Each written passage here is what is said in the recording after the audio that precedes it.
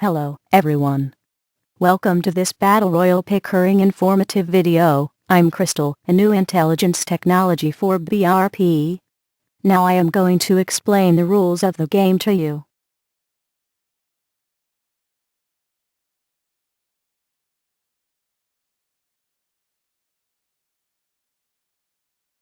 Before the game is started, each player must submit their details in this format: name of your character, your first name, permission to show your email address on the website, color dot to represent your character on the map.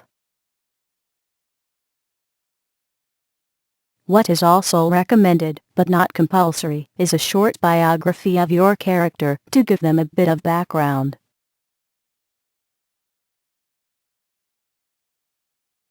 Each student starts with 10 life points, representing their health, and a weapon. This is selected at random to eliminate natural advantages. You will also be fitted with a special high-tech necklace, which is 100% shock-proof and waterproof, and permanent. They monitor your pulse, which informs us of your location and movements throughout the game. The objective of the game is to be the last player alive in a hard fight to the death.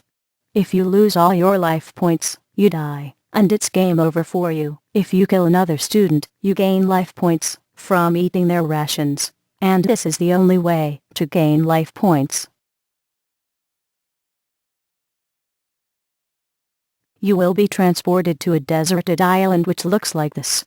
It's about 10 kilometers around and completely evacuated. There are hidden weapons on this island, so look around for them. Incidentally, there's nothing in the clinic to help you gain life points, so I wouldn't waste your time there. The island is divided into hexagonal zones. Your moderator for the game will broadcast updates on the homepage about which zones are becoming danger zones. A danger zone looks like this. Try your best not to be in these zones, because the danger is in the necklaces. If you linger in a danger zone, cause trouble, or try to remove the necklaces, we can identify you and transmit radio waves which trigger an alarm, detonating the necklace. Students can only carry one weapon at a time, but can exchange their weapon with one, that is with a dead student. There are some defense items added to the weapon roster. These items can be used with your current weapon you carry. Students that form alliances can also exchange weapons, if desired, but only if both students occupy the same hexagonal space. If allies exchange weapons, the moderator has to receive a message indicating the exchange from both students after the attack phase and before the movement phase. If a student successfully kills another student, they immediately have the first opportunity to exchange weapons with the corpse, before anyone else has a chance to do so. If you lose your weapon, you can still attack using hand-to-hand combat. The weapon carried by the student determines the statistics of the student. Each weapon determines your attack damage, amount of damage inflicted on an opponent with successful attack with weapon at hand.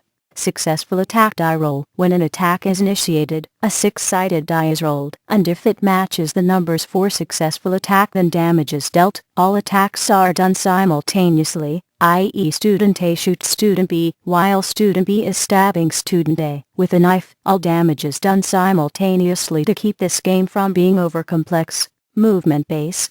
Number of hexes you can move at the beginning of the round. Heavier weapons will slow you down, lighter weapons let you move more spaces. The first phase is movement. The moderator leaves a deadline for the movement phase. On the front page, each student chooses which hexagonal space they would like to move to within the limits of how far their weapon allows, and then contacts the moderator with your movement by means of email, MSN, or other forms of communication. Once all movements have been submitted, the moderator moves everyone at the same time. The second phase is attack, which begins once the moderator has updated the page with the latest moves.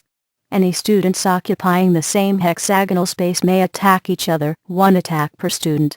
Students that are alone on a hexagonal space do not have the opportunity to attack. Some students may not wish to attack, and do not have to. As before, the students contact the moderator with their attack by means of email, MSN, or other forms of communication. And as before, once all attacks have been submitted, all damage is dealt at the same time. Students can swap weapons from a corpse that occupies the same hex that they are on, if more than one student attempts to swap weapons with the same corpse. After the attack phase, the successor to the corpse's weapon will be determined by high die roll. For example, students A, B, and C attempt to swap weapons with a corpse that has a grenade. Moderator rolls the die and rolls 3 for student A, 2 for student B, and 5 for student C. Student C successfully swaps weapons with the corpse, and students A and B have to retain their original weapons. Remember, a student that successfully kills another student automatically has the opportunity to swap weapons with the student he/she killed before anyone else has the opportunity to do so. Also, if a student is killed, the killer automatically takes the slain student's food/rations. The food will heal the student for 3 life points. If the slain student was attacked by 2 students on the attack phase and died from the multiple attacks, then each of the 2 killers receive 2 life points. If 3 or more students attack one student and kill him/her on the attack phase, none of them are eligible for the food bonus, as there would not be enough food to go around. Students can only have a maximum life point total of 10, and food cannot be saved for later. If 2 students manage to kill each other, combat damage is dealt simultaneously. The food bonus does not apply to a student that is dead.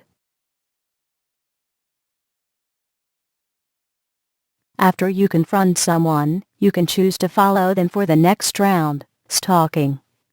Students that occupy the same hexagonal space can declare stalking rights. You can stalk them and attack them on the next hex they decide to move to. There is a catch, however. You can only successfully stalk someone if your move base is greater than or equal to their move base. For example, say you just battled with the student with a machine gun, and you have the sickle. The machine gun student can only move 2 hexes on the next round, and you, the student with the sickle, can move a maximum of 4 hexes. You can successfully follow/stalk the machine gun student to the hex they decide to move to on the next round.